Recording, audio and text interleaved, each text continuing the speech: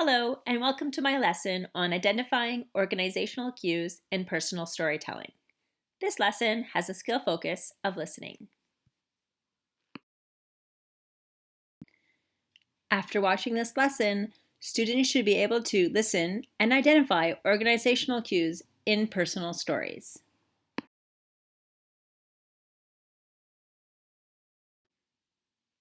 So what are personal stories?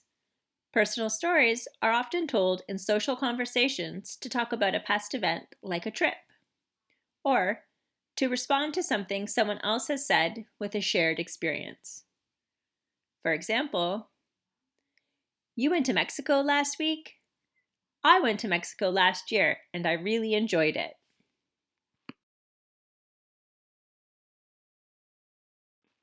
So I said this was a lesson on identifying organizational cues and personal stories. What are organizational cues?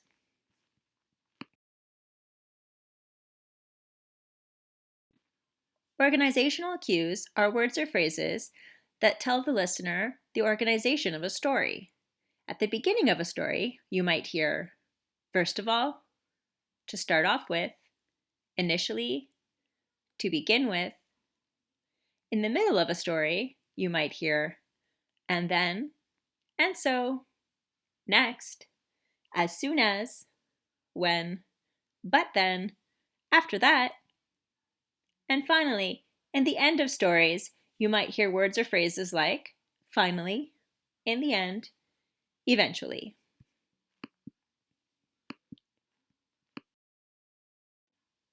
What is a cue? A listening cue is a word or phrase that acts like a signal for the listener that important information is coming. What are organizational cues and why are they important for listening to personal stories? Like I said, organizational cues signal to the listener about the organization of a story, the beginning, the middle, and the end. This is important because organizational cues tell the listener that a story has begun, that they need to listen for detail, and that a story has ended, so it's time to respond. Listen for the following expressions in the beginning of stories.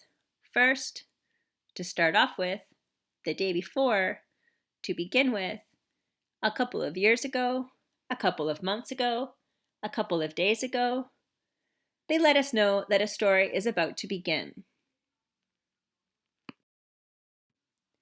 All of these phrases that mean that something happened before or that it happened first. Let's look at these examples. First of all, we looked at the vocabulary. To start off with, we watched a video. Initially, I thought this would be hard. To begin with, let's use them in a sentence. Listen for the following expressions that are often used in the middle of stories. Then, next, as soon as, when, but then, after that, and so, and then. These words let us know that it's time to listen for specific important details in the story, like the main point. Organizational cues found in the middle of a story often signal that an action is about to happen or that more information is coming. Let's look at these examples. Then, we listened to an audio clip. Next, we underlined the word we heard. As soon as we were done, the teacher went over the activity. But then, we practiced again. Listen for these expressions that are commonly used at the end of stories. Finally, in the end, eventually. These words let us know that a story is ending and that we might need to respond to it. Finally, in the end, eventually, all of these words and phrases mean an ending, to finish or to stop. Let's look at these examples. Finally, we are coming up to our first practice activity. In the end, you will know how to identify organizational cues. Eventually, listening in English will be easier for you. How do we listen for organizational cues? We first learn and memorize important vocabulary related to organizational cues. Words like I've already mentioned, like in the beginning, to start off with, initially, but then, and so, finally. Then we determine where they are located in stories, in the beginning, the middle, or the end. In the beginning, organizational cues were difficult to identify, but then the students practiced and practiced listening for them, until finally they were able to identify them easily.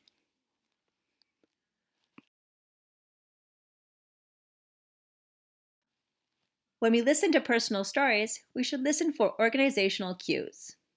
Then we'll be able to tell if the speaker is beginning a story, is providing important details about the story, is ending a story that we should react to or respond to.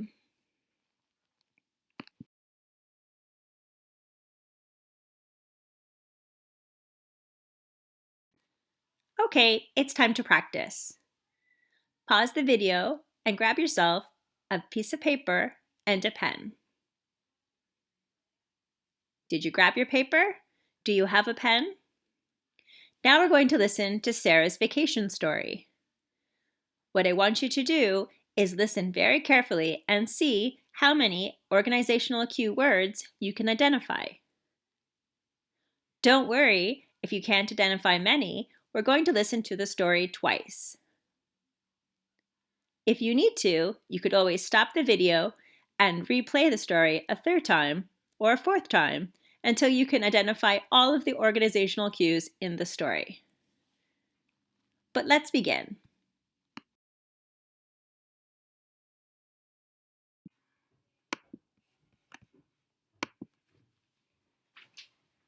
My favorite family trip was when we went to Florida last fall.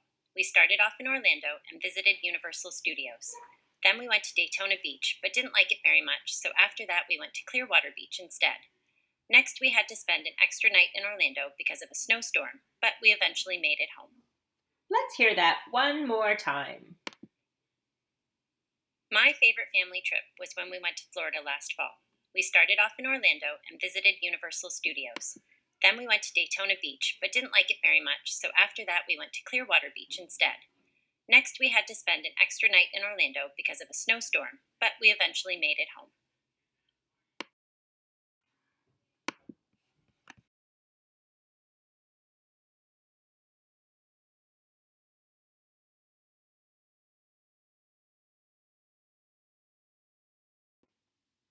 All right, how'd you do?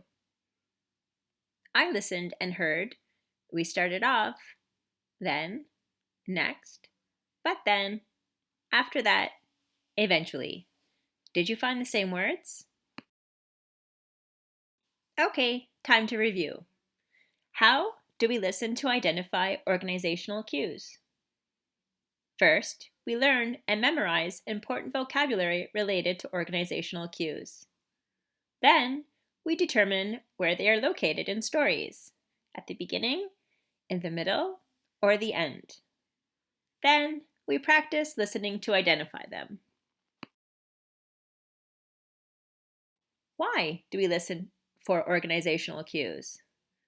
Organizational cues signal to the listener about the organization of a story, the beginning, the middle, and the end. Organizational cues tell the listener that a story has begun and that they need to listen for more detail, and that a story has ended and it's time to respond.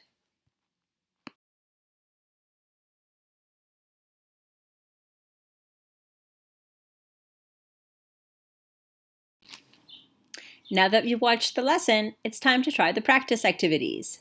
You will find the links for these activities in the description box below the video. Have a question? Ask it using the comment section and I'll get back to you. That's the end of this lesson on listening to identify organizational cues in personal stories. Don't forget about the practice activities. Make sure to look for them in the description box below.